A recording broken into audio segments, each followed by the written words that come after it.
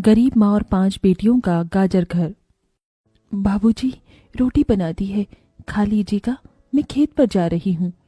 तभी खटिये पर से बूढ़ा रामा खांसते हुए बोला, अरे बहू, ये ले, मेरी शॉल लेती जा, बाहर बड़ी ठंड पड़ रही है। नहीं बाबूजी, इसकी जरूरत आपको ज्यादा है, क्योंकि घर में ओढ़ने को एक भी कंबल नहीं।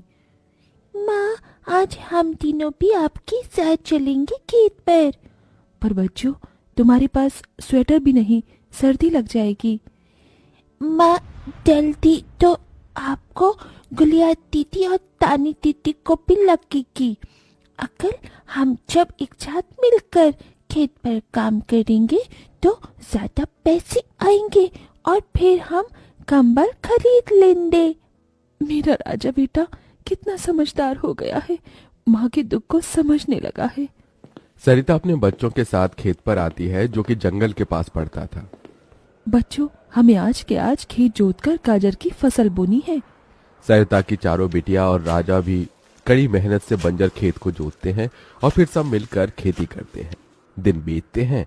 एक रोज जब सरिता घर आती है तो वो अपने पति को घर में जुआ खेलते देखती है। अरे बिरजू, भूख लगी है। ये ले, दारू 2 घूंट मार ले। अरे खाली दारू, इसके साथ कुछ चखना मिल जाता तो मजा आ जाता। अरे देख बिरजू, तेरी लुगाई आ गई। बिरजू को घर में जुआ खेलते देखकर सरिता बौखला कर बोली, अजी, तुमको शर्म नहीं आती? घर में जुआ खेलते और दारूबाजी करते।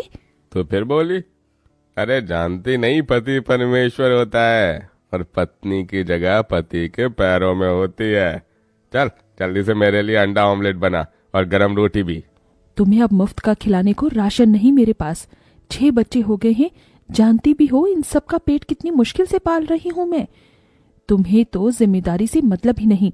घर में बूढ़ा बीमार पिता है, तुम तो कमाने गए थे ना, फिर क्या हुआ? आते ही पैसे मांगने लगी। पति ने खाया पिया कि नहीं ये तेरा बाप पूछेगा।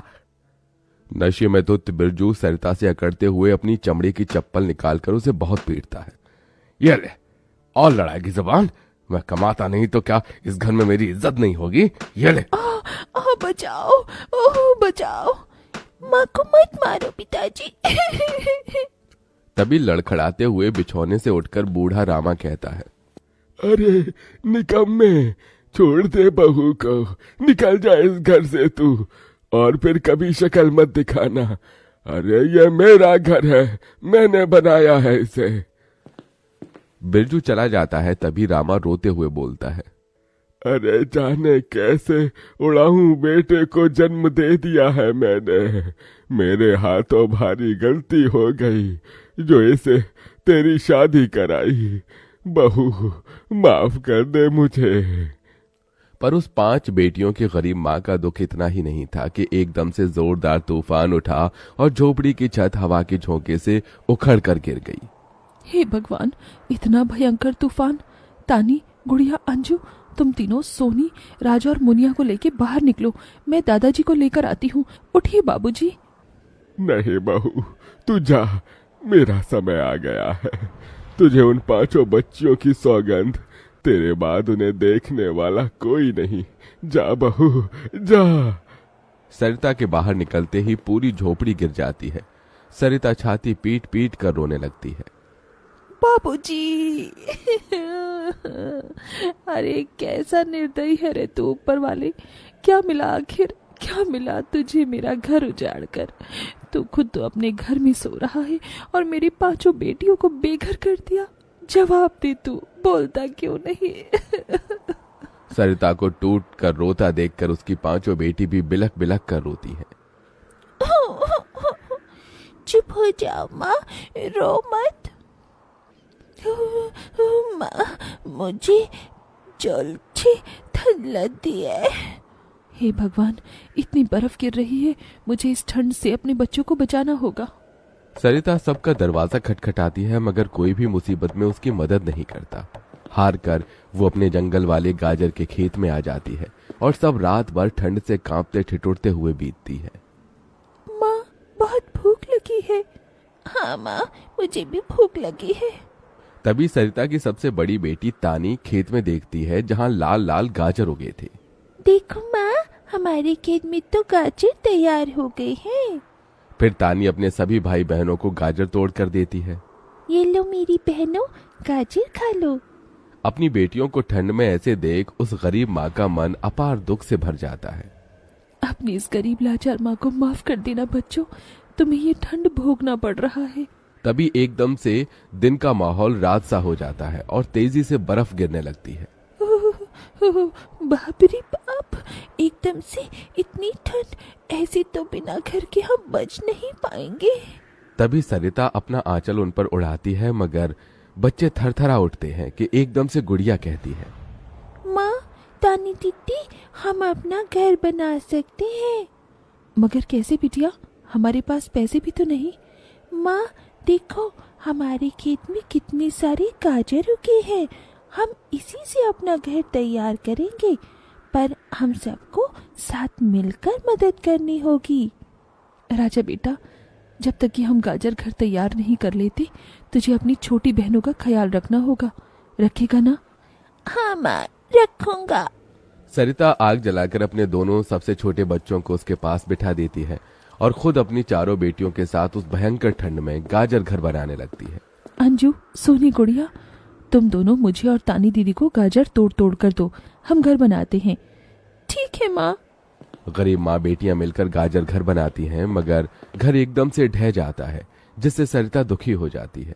कितनी मेहनत से ये गाजर घर बनाया था हमने, मगर सारी मेहनत बेकार चली गई। तभी चारों बेटियां रोते हुए गाकर अपनी माँ को हिम्मत देती हैं।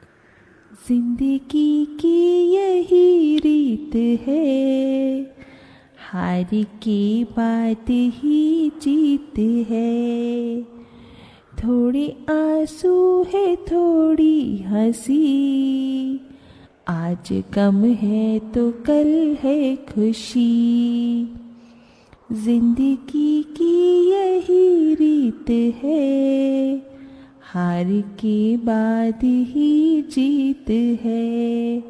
मेरी बच्चियों। रोते हुए सरिता अपनी बेटी को गले से लगा लेती है। वो फिर कोशिश करते हैं, कई बार उनका गाजर घर बिगड़ता है। तभी गुड़िया कहती है, माँ, अगर हम अपना गाजर घर मजबूत बनाने के लिए पहले लकड़ी फट्टे से ढांचा बना लें, तो फिर हमारा गाजर घर नहीं गिरेगा। सब ऐसा ही करते हैं, जिससे उस बार उनका गाजर का घर मजबूत बन जाता है। सरिता अपनी पांचों बेटियों और बेटे के साथ घर के अंदर आती है, तब जाकर उनके शरीर को गर्माहट महसूस होती है। अरे वाह माँ, दीदी, आप सबने कितना सुंदर गाजर घर बनाया है, और ये कितना गर्म भी है। तभी सरिता अपने बेटे बेटियों का मुंह देखती है। सबकी आंखों में भूख थी। मैं जानती हूँ तुम सबको भूख लगी है ना, अपनी माँ को एक दिन दे दो, मैं कल काम ढूंढ लूंगी। ठीक है, आज हम ये गाजर खाकर सो लेंगे। आप भी खा लो ना माँ, आपने 2 दिन से कुछ नहीं खाया। सोनी अपने नन्हे हाथों से अपनी गरीब माँ को गाजर खिलाती है। अगले दिन सरिता ठंड में इधर से उधर काम ढूंढने भटकती रहती है, मगर कोई उसे काम नहीं देता। इधर अब उसके खेत के गाजर भी खत्म हो गए थे, जिससे उसकी बेटियां भूखी थी और उसकी दुधमुही बेटी भूख से रोई जा रही थी। माँ, मुन्ना को भूख लगी है, उसे खाना चाहिए। छोटे बच्चे खाना नहीं खाते राजा, इसे दूध पीना है। हे बसुरी बजैया, एक माँ की ममता की इतनी भी परीक्षा मत लो कि वो अपने बच्चे को दूध भी ना पिला सके। तभी सरिता को द्वार पर एक गाय के रंभाने की आवाज सुनाई दी। माँ, लगता है बाहर गाय आई है। सरिता अपनी बेटियों के साथ बाहर आकर देखती है तो गाय के थन से दूध की धारा बहे जा रही थी। इस गाय के थन में कितना दूध गिर रहा है। सरिता गाय का गर्म दूध अपनी बेटी को पिलाती है। तभी गाय उसके खेत में जाकर गोबर कर देती है, जिससे एकदम से जादू होता है और खेत लाल चमकदार गाजर से भर जाता है। माँ, ये तो कोई जादुई गाय लगती है। देखो, हमारे खेत में कितने गाजर हो गए। हाँ गुड़िया, मैं जादुई गाय हूँ।